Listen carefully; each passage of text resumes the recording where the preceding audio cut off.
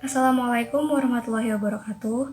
Nama saya Rifa Hamidah dari kelas 12 IPA 5. Di video ini saya akan membahas mengenai kasus pelanggaran hak warga negara, yaitu angka pengangguran yang masih tinggi di Indonesia. Perlu kita ketahui bahwa hak adalah segala sesuatu yang mutlak menjadi milik seseorang untuk menerima atau melakukan yang seharusnya diterima atau dilakukan oleh suatu pihak dan tidak dapat dituntut secara paksa.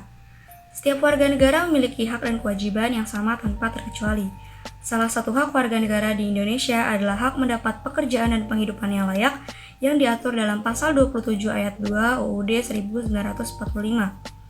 Salah satu hak ini yang akan berhubungan dengan satu kasus pelanggaran yang akan saya bahas. Pengangguran adalah istilah untuk orang yang tidak bekerja sama sekali, sedang mencari kerja, atau seseorang yang sedang berusaha mendapatkan pekerjaan yang layak. Secara umum, pengangguran disebabkan karena jumlah angkatan kerja atau para pencari kerja tidak sebanding dengan jumlah lapangan kerja yang ada. Sudah sejak lama pengangguran menjadi masalah bagi perekonomian negara. Adanya pengangguran menyebabkan produktivitas dan pendapatan masyarakat berkurang. Akibatnya, timbul kemiskinan dan masalah sosial. Saat ini, tingkat kemiskinan dan angka pengangguran di negara kita masih cukup tinggi. Padahal, pasal 27 ayat 2 UUD 1945 mengamanatkan bahwa tiap-tiap warga negara berhak atas pekerjaan dan penghidupan yang layak bagi kemanusiaan. Terdapat juga dalam pasal 33 UUD 1945 mengatur tentang perekonomian nasional.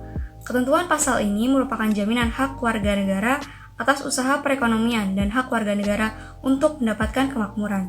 Selain itu, masalah kesejahteraan sosial juga diatur dalam pasal 34 UUD 1945 yang memberikan jaminan atas hak mendapatkan jaminan sosial, jaminan kesehatan, dan hak mendapatkan fasilitas umum yang layak. Dilihat dari perspektif hak-hak ekonomi, tingginya angka pengangguran tersebut mencerminkan bahwa masih banyak warga negara Indonesia yang hak-hak ekonominya masih belum terpenuhi dengan baik. Dalam hal ini, Indonesia memiliki kewajiban untuk memenuhi hak-hak ekonomi warganya. Tentu saja upaya ini bisa dilakukan dengan berbagai cara, yang diantaranya adalah membuat kebijakan-kebijakan ekonomi yang dapat mendorong terciptanya lapangan kerja untuk semua. Dilansir dari artikel sukabumiupdate.com, disebutkan bahwa Badan Pusat Statistik atau BPS mencatat dalam kurun waktu 6 bulan, tingkat pengangguran di Indonesia bertambah sebanyak 230.000 jiwa. Ditambah dengan kecenderungan masyarakat yang menjadikan pendapatan sebagai patokan kesejahteraan perekonomian. BPS menyatakan jumlah pengangguran di Indonesia bertambah menjadi 6,88 juta orang pada Februari 2020. Angka ini naik 60.000 orang dibanding periode yang sama tahun lalu. BPS menyatakan lulusan SMK mendominasi jumlah pengangguran pada Februari 2020. Selain itu, Banten menjadi provinsi dengan tingkat pengangguran terbuka tertinggi di Indonesia. Angka pengangguran ini belum dihitung dengan dampak dari pandemi virus corona yang tentunya berpengaruh terhadap perekonomian dan menyebabkan para pekerja banyak yang menganggur. Mengapa angka pengangguran di Indonesia masih tergolong tinggi? Secara umum, pengangguran disebabkan oleh jumlah angkatan kerja yang tidak sebanding dengan lapangan pekerjaan yang mampu menyerapnya. Kemiskinan adalah akibat utama dari masalah pengangguran.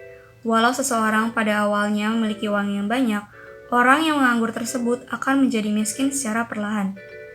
Dari kemiskinan tersebut akan timbul masalah lain seperti tindak kriminal yang akan meningkat, dan juga meningkatnya jumlah pengemis atau gelandangan.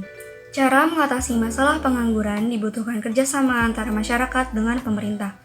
Meningkatnya jumlah pengangguran di Indonesia dapat diupayakan dengan beberapa cara dan solusi seperti tidak membeda-bedakan pencari kerja, pemerintah sebaiknya menyediakan lapangan pekerjaan yang bersifat padat karya yang lebih banyak, masyarakat dihimbau untuk dapat menciptakan lapangan pekerjaan bagi orang lain, pemerintah mendirikan tempat-tempat pelatihan keterampilan, pemerintah diharapkan mendirikan suatu lembaga bantuan kredit atau langsung bekerja sama dengan bank-bank tertentu untuk memberikan kredit kepada masyarakat yang kurang mampu.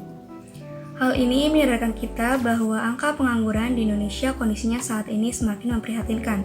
Oleh karena itu, kita harus bekerja sama untuk memajukan perekonomian Indonesia dan berupaya meningkatkan kesejahteraan ekonomi masyarakat.